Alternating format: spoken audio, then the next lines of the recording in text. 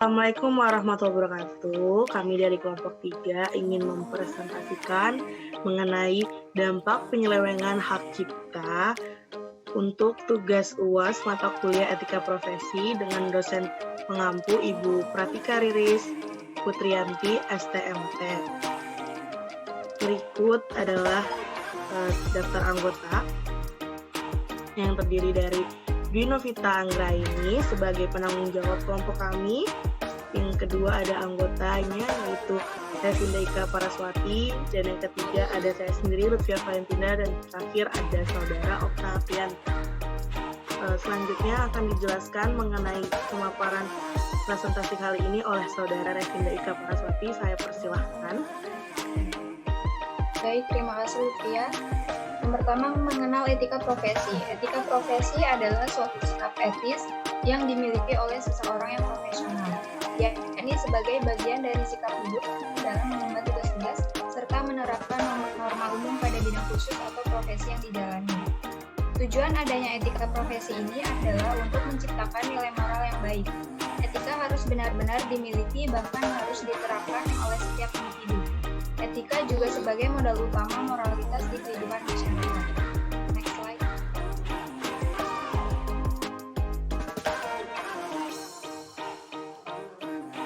Hak cipta. Hak cipta merupakan salah satu bagian dari kekayaan intelektual yang memiliki ruang lingkup objek dilindungi paling luas, karena mencakup ilmu pengetahuan, seni, dan sastra yang di dalamnya mencakup pada pola program komputer. Slide selanjutnya akan dijelaskan oleh Lutfia.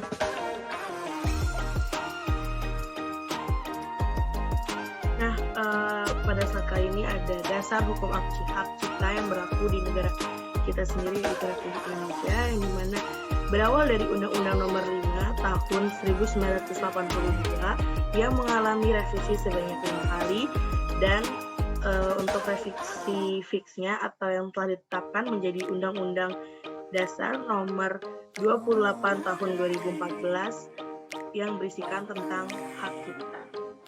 Nah, untuk itu apa aja sih yang dapat dihak ciptakan dalam Undang-Undang Nomor 28 Tahun 2014 yang tadi? Nah, seperti halnya pada ciptaan dalam ilmu pengetahuan, seni, dan sastra yang diatur dalam hak cipta. Terdapat 4 contoh yang dapat dihak ciptakan yang dapat dilindungi oleh undang-undang dan oleh undang-undang, yaitu seperti buku perancangan struktur beton betulang yang ditulis oleh Bapak Agustinus Agus Setiawan. Yang kedua ada patung Mona Lisa atau lukisan Mona Lisa. Yang ketiga terdapat jurnal atau artikel ilmiah, dan yang terakhir adalah perancangan atau desain arsitektural yang dapat kita hak ciptakan. Selanjutnya akan dijelaskan oleh saudara Oktavianti. Saya persilahkan. Yang ketiga di sini adalah fungsi hak cipta. Hak cipta sendiri berfungsi untuk menghadirkan karya dan mendorong cipta karya tersebut menghasilkan karya yang baik. Nah, tujuan dari pelaksanaan hukum hak cipta sendiri yaitu yang pertama, melindungi hak eksklusif. Hal eksklusif di sini yaitu hak pembeli karya untuk menangkal mekanisme kepemilikan serta distribusi dari karyanya. Hak eksklusif di sini berarti siapapun yang menggunakan, menyalin, memperbanyak, dan menjual suatu karya cipta harus memiliki izin terlebih dahulu dari pemerintah. Yang kedua itu ada hak moral. Hak moral ini berarti walaupun karya tersebut telah dibeli, pembeli harus tetap menjalankan nama pembeli. Hak moral ini membuktikan bahwa karya masih mengikat dengan nama pembeli. Dan yang terakhir itu ada hak ekonomi. Hak ekonomi di sini berarti pembeli karya berhak mendapat pembayaran secara ekonomi dari pihak-pihak yang menggunakan karya tersebut. Selanjutnya akan dijelaskan oleh Selanjutnya yaitu tentang pendaftaran hak cipta di Indonesia. Sebelum melakukan pendaftaran hak cipta, kita harus mengetahui dulu persyaratan untuk mendaftar hak cipta. Yang pertama yaitu kita harus mengisi formulir pendaftaran ciptaan yang telah disediakan dalam bahasa Indonesia dan diketik rangkap 3. Lembar pertama dari formulir tersebut ditandatangani di atas meterai 10.000. Selanjutnya ada surat permohonan pendaftaran ciptaan yang harus menyantumkan satu seperti nama, kewarganegaraan, dan alamat pencipta. Selanjutnya, untuk mendaftarkan hak cipta bisa melalui dua cara. Yang pertama yaitu kita bisa datang langsung ke kantor wilayah Kementerian Hukum dan HAM, dan selanjutnya bisa secara online melalui halaman https://ehakcipta.digip.go.id. Untuk langkah secara online, yaitu melakukan registrasi untuk mendapatkan username dan password. Yang ketiga, yaitu melakukan login menggunakan username yang telah diberikan. Selanjutnya, mengunggah dokumen persyaratan. Yang kelima, melakukan pembayaran setelah mendapatkan kode pembayaran pendaftaran hak cipta. Yang keenam, yaitu menunggu proses pengecekan dokumen persyaratan formal. Jika masuk kategori jenis ciptaan yang dikecualikan, harus dilakukan verifikasi dan mengunggah dokumen persyaratan. Yang ketujuh, setelah di-approval, sertifikat dapat diunduh dan dicetak sendiri oleh pemohon. Next slide. Untuk pelanggaran hak cipta. Pelanggaran hak cipta eksklusif dari pencipta seperti memperbanyak, menjual dan memamerkan karya tanpa adanya izin dari pencipta bisa dikenakan sanksi berupa kurungan ataupun denda. Selanjutnya akan Setelah kami membahas jurnal mengenai pelanggaran hak cipta, selanjutnya kami ingin membahas mengenai etika profesi di dunia kerja khususnya dalam bidang pendidikan.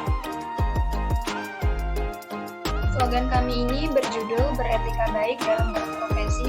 Terdapat 4 poin. Yang poin pertama adalah knowledge atau pengetahuan, yaitu pengetahuan seseorang ditentukan apa yang telah dipelajari dari bahan bacaan, lingkungan pergaulan, pekerjaan, dan lain sebagainya. Knowledge atau pengetahuan ini sendiri sangat mudah didapatkan. Kita bisa mengeksplor pengetahuan kita dengan searching di Google atau di internet. Nah, sebagai seorang profesional, akan lebih baik jika pengetahuan kita seimbang dengan skill atau kemampuan kita juga. Poin yang kedua akan dijelaskan oleh Lutfi. Pada poin kedua terdapat loyal atau loyalitas. Nah, loyalitas di sini sangat penting untuk dimiliki setiap individual, yang dimana loyalitas merupakan kejujuran dan kesetiaan yang dijunjung tinggi oleh beberapa perusahaan atau beberapa tempat di mana kita akan kerja nantinya, dan harus diimplementasikan dalam berprofesi, sehingga jika tidak memiliki jiwa loyalitas, maka akan menjadi penyebab kegagalan utama dalam berprofesi atau dalam berprofesionalisme di dunia kerja. Dan selanjutnya akan dijelaskan mengenai poin ketiga, yaitu trust, oleh saudara Oktavianti. Saya persilahkan. Poin ketiga yaitu ada trust atau kepercayaan. Dalam dunia kerja, kepercayaan merupakan kunci utama dalam mendidik dunia karir karena kepercayaan dapat membantu kita di lingkungan kerja kita.